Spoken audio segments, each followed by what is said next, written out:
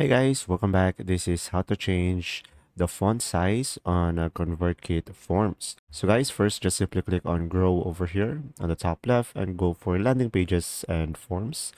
And after that, just simply go ahead and select one of your landing pages, or if you don't have one, just simply create a new one. Now, so I'm gonna go for my first one.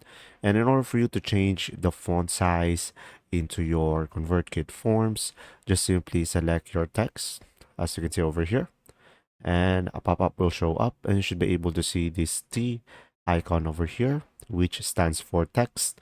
As you can see, there are lowercase and uppercase. So click on that, and you should be able to see here multiple font size. You could go for 8, and you can go almost for 72, as you can see over here. But we're gonna go in the middle, 48, let's say, or let's say 32.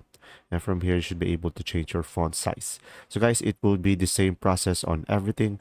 As you can see, you should be able to have that icon over here. But if you don't have that icon, sadly, it is not available. If you do, you should be able to change the size. And that's simply about it. Make sure to click on save on the top right and publish on the top right.